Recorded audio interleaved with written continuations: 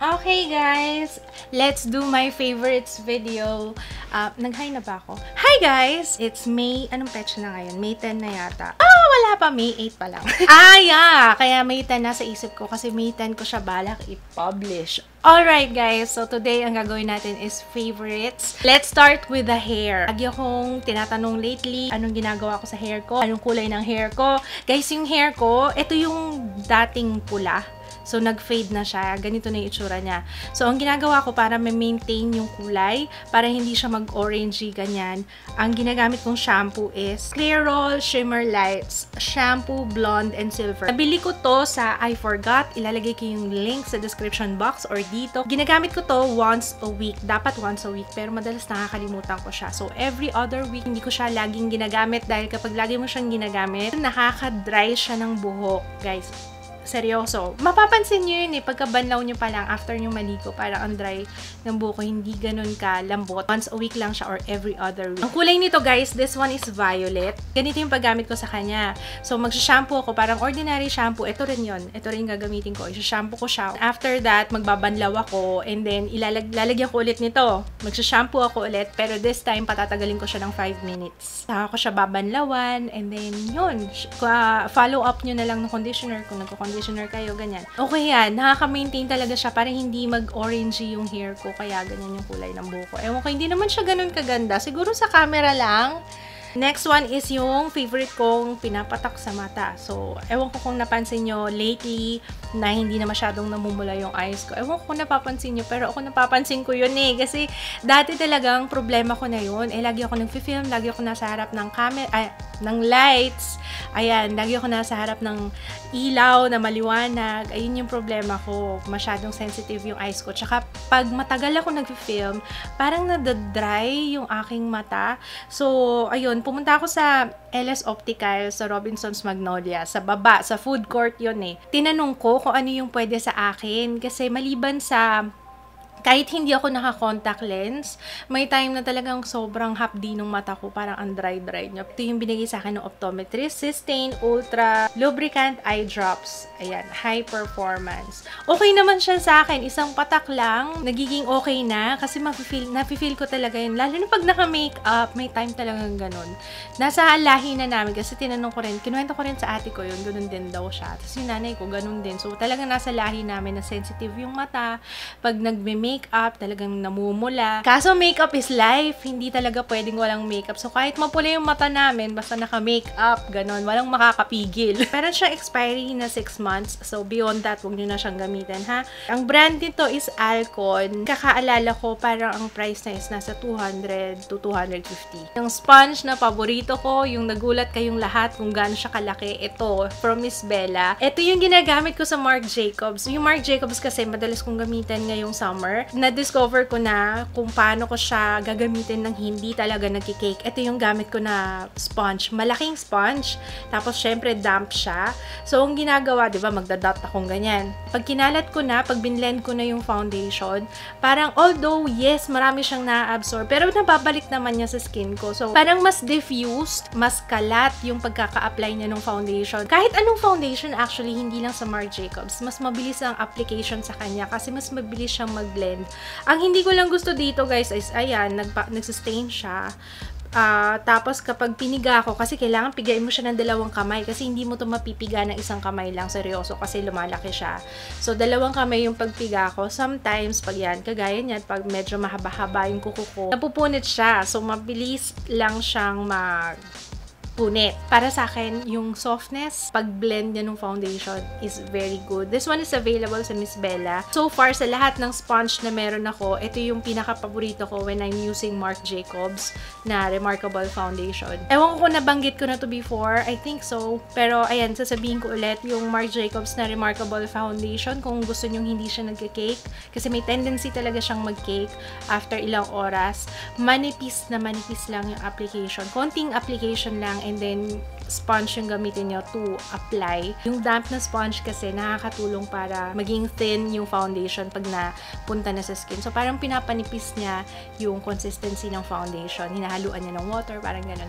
Parang dinidilute niya in short. Favorite na primer ko last month, yung Smashbox Photo Finish. Importante sa akin last month na talagang gumamit ng primer kasi nung time na nagbatangas kami, doon talaga lumala yung bumps sa face ko. Ganun kasi ako pag naaarawan, parang binubungang araw yung face ko. Ito yung nakatulong sa akin para pag naka-foundation ako, hindi naman masyadong halata yung mga bumps sa face ko. Pero ang talagang purpose niya is para ma-hide or ma-conceal pores. Pero para sa akin, maliban sa na-conceal niya yung pores ko, naging okay din siya para ma-minimize yung bumps sa face ko before ako mag-apply ng foundation. So, ayan, Smashbox. Maliit na, para siyang sample size. No, travel size siya. And nabili ko siya sa Singapore na nasa isang box, tapos isang set siya ng mga Smashbox na bestsellers. Parang bestsellers kit yata. Parang ganun. Actually, nung first time ko siyang ginamit, nagustuhan ko na siya, yung Evera na compact powder from Ever Bilena. Pero hindi ko siya ginagamit using this, masyadong maliwanag, no? Ayan, ito yung Evera na Oriental. Nung first time na ginamit ko siya, nagustuhan ko na talaga. Unang-una kasi amoy baby powder. May pagka-coaty airspun yung amoy niya. Dahil summer ngayon, may time na sa sobrang pawis mo, parang matuturn off ka na talagang maglagay ng foundation. Usually, ang ginagawa ko pag mabilisang lakad lang naman, ang ginagawa ko sunblock and then magalalagay lang ko ng powder. So, ito yung ginagamit ko. Yung texture niya, may pagka-maligas-gas. Almost the same ng gawgaw. Parang ganun. So, para sa akin, parang nami-maintain niya na hindi masyadong pagpawisan yung face ko. Make sure nga lang na meron kayong something sa face nyo, underneath, moisturizer, ng sunscreen, para meron siyang kakapitan. Kasi kung wala siyang kakapitan, yung skin nyo lang, madali lang siyang matatanggal. So, make sure na meron kayo something. Kahit mag-primer kayo, kay Rebels lang. Pero, syempre, since summer, kailangan sunblock para protected. From Miniso. So, sa lahat yata nung sa Miniso, ito yung pinaka-paborito ko. Unang-una is yung salamin niya. Ang ganda ng salamin, malaki. Ito nga lang hindi ko masyadong nagagamit. Although, pwede mo naman siyang gamitin kung gusto mong mamuti. Masyado kasi siyang maputi. It's supposed to be a highlighter, pero hindi ako masyado kasi nag-highlighter. Siguro pwede kapag naglagay ko ng concealer, tapos pang top off ko lang doon sa concealer. Ito yung pinaka-gusto ko sa kanya. Iba nga umitim ako kasi nagdagat kami. So, yung mga foundation ko nadala, pumuti sa akin. So, ito yung lifesaver ko ngayon. Para lang mag-darken yung aking face para bumalik sa dating kulay. Kung gusto niyo nang medyo bumalik yung warmth sa face nyo, very natural lang yung effect niya and subtle contour, kumbaga, parang ganun. Pangalan nito is Makeup Beauty Queen Highlighting Grooming Powder from Miniso. From Nichido, yung Stardust Eyeshadow. Hindi pa rin na makaget over kung gaano siya kamura. Nabili ko to 78 lang yata, or wala pa, 75. Kasi naka 50% off siya that time. Alam nyo, ang pigmented nito, guys. If you've watched my video nung tinry ko yung Nichido, ayan, ito yung ginamit ko, guys. Ito lang, kompleto ka na eh. Ayan o. Ito nga, actually, pwede mong gamitin pang highlight. Sa umpisa, akala mo sobrang glittery niya, pero nasa ibabaw lang naman yung glitters. Pag nilagay mo na siya sa eyelids, tapos pag binlend out mo na siya, nagiging matte na siya kasi nawawala rin yung glitter sa kanya. Ang shade nito is totally neutral. The next one is yung Wet n Wild na color icon, and this one is pearlescent pink. Alam niyo, naalala ko before, parang hindi ko masyadong, ewan ko kung nagustuhan ko yung pearlescent pink, pero parang nagbago sila ng formula. Ito kasi mas pigmented na siya, unlike before, na parang ang tagal before ko makuha yung kulay niya. So, good job sa Wet n Wild. Hindi ko alam kung available to sa mall, kasi meron namang Wet n Wild sa mga malls, diba? Sa department store, alam ko merong Wet n Wild. Hindi ko sure kung meron, but I got this one from Missy Apparel. Okay naman siya sa akin. Actually, ito yung ginagamit ko since hindi na ako masyadong nag-highlight sa cheeks dahil nga summer, madaling mag-oil up yung aking face, maliban nun, pagpawisan, lumalabas na yung natural shine sa face ko, hindi ko na kailangan mag-highlight. Yun yung ginagamit kong blush lately, yung blush na meron ng kasamang highlight. Pero konting-konti lang naman. So, yun yung gusto ko sa kanya. May shimmer effect na hindi niya na-emphasize yung pores ko. Okay, next one, Kiss Me Better na organic, matte, and cruelty-free lip cream. Ayan. Alam nyo ba, ito yung madalas kong gamitin ngayon. Hindi na ako masyadong nagtitint. Sana yung mga lip tint ngayon may ganitong applicator kasi mas sanay ako sa ganyan. Kung ayaw nyo ng lip tint dahil natutuyo, diba ganun? Ako, problema ko yun. Natutuyo kagad yung lip tint, tapos sometimes dito lang siya.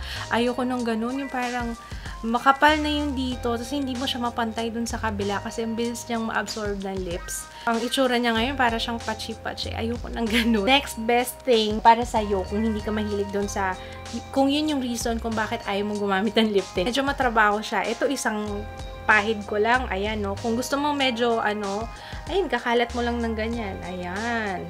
Para magmukhang natural lang yung effect. And yung amoy niya, amoy melon na candy. It's organic, it's matte, and it's cruelty-free. Every time nasuot ko to sa vlogs, laging sinasabi, ano daw yung nasa lips ko? Ang ganda ng nasa lips ko. Ito pala yung suot ko ngayon, guys, yung Pillow Talk.